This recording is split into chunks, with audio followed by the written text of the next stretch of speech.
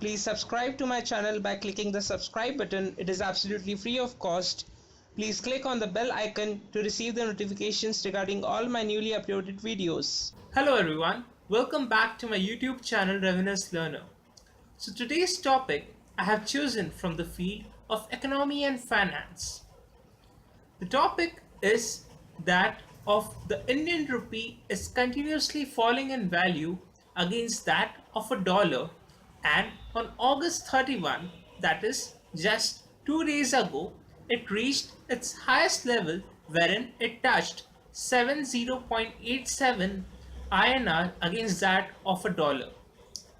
So, this topic will be specially of interest to the citizens of country India because I have some facts and results that will help you all to understand why is the value of rupee going down against that of a dollar, and how being a citizen of a country you can control that. So, without wasting any further time, let's get the learning started. As I mentioned in my introduction, that the value of rupee has been going continuously down against that of a dollar. This trend is especially observed in the past few days, and on August 31st, the rupee value fall to its peak level wherein it touched 70.87 rupee against that of a dollar. So what is the case? Are we just pumping up the dollar value?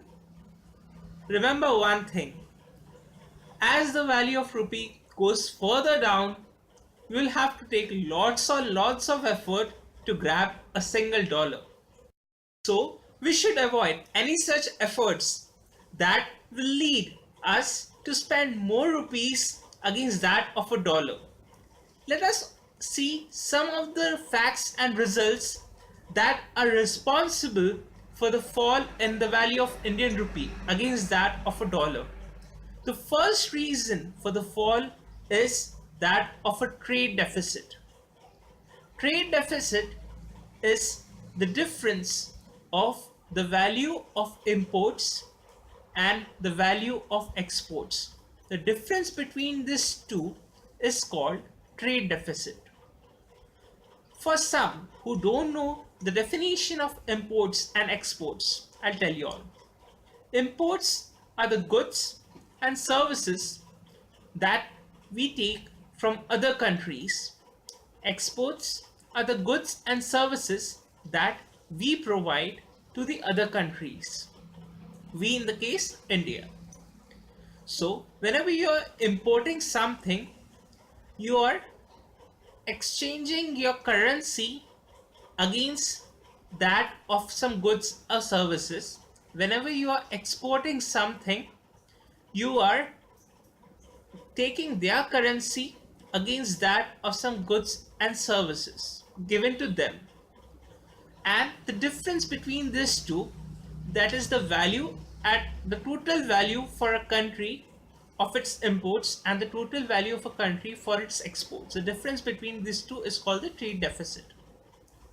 This trade deficit is very bad for any economy.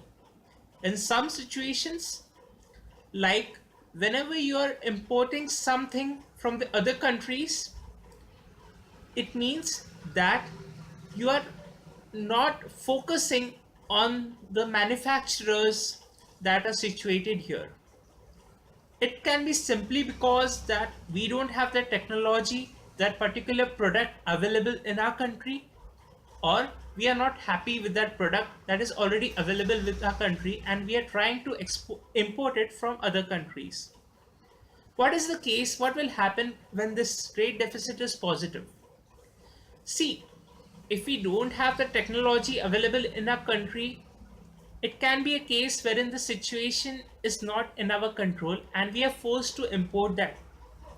But in case we have that already available in our country, and still if we are much more interested in importing from the other countries, the manufacturers situated here will not be able to grow.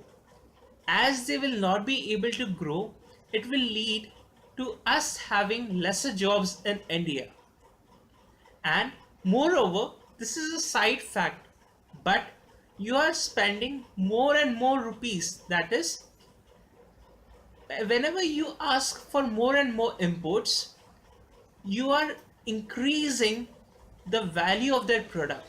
Because just assume that I am from some country and India asks me to send some goods or services to them, but I am also asked by some other countries for the similar goods, and unfortunately these goods are available only in limited quantities. As a situation, I am forced to increase the price, and I'll be able to give only to those who give me a higher level of price, money.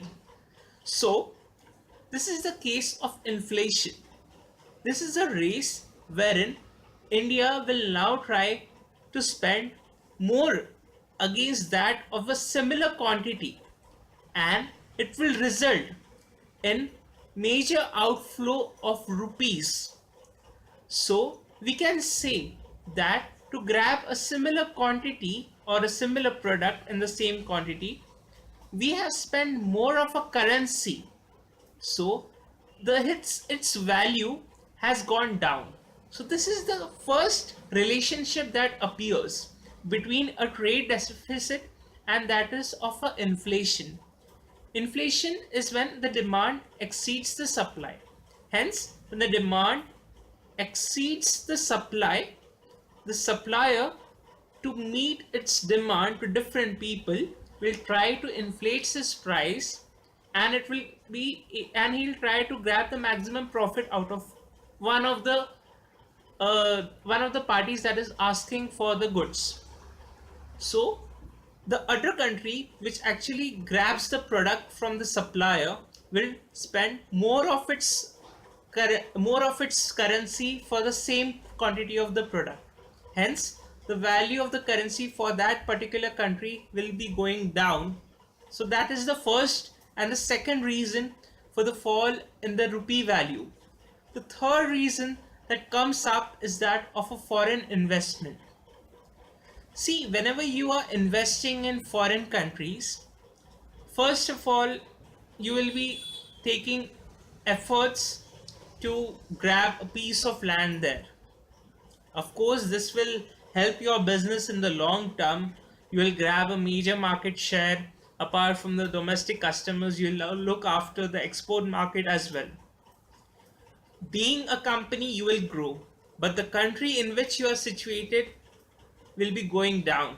The reason is very simple, because the more you invest outside, it means that you are spending your currency to the on the other government. It simply means that you are spending for the same piece of land. Again, the concept of inflation can come in here. For example, the land is limited, the policies are strict, the immigration, the visa policies are very hard, the work permit policies are very stringent in that particular country in which you are trying to invest, and that for investing this, you require a higher amount of money to just meet those particular conditions, that guidelines from that countries. So this is the case where you will be spending more of Indian rupees, the much Indian rupees against that of the same thing that you would have got when the demand for that country was not that much. So this is the third case wherein the value of the rupee will again go down that against that of a dollar. So how we can control this? There are simple techniques that we can use.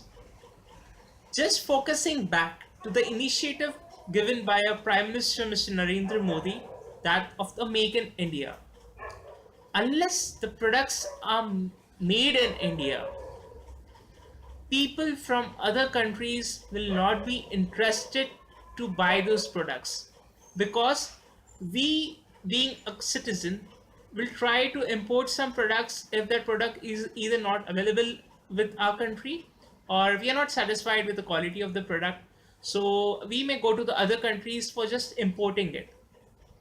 So why can't we have a similar trend from the other countries? There might also be a case where the people of the other countries are not satisfied with the products manufactured in their country, or they don't have a particular product manufactured in that country. So we should try to make each and every product in India with the aim that the demand of our exports to other countries considerably increases. As this demand will increase, there will be a major cash flow from the other countries to us.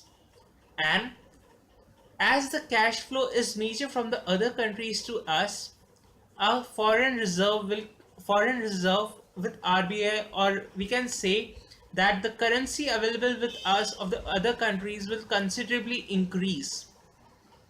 As this will increase, remember one thing, all the major transactions as an observation happen that in case that of dollars. So all the currency, all the exchanges, irrespective of the country, it happens mostly in dollars.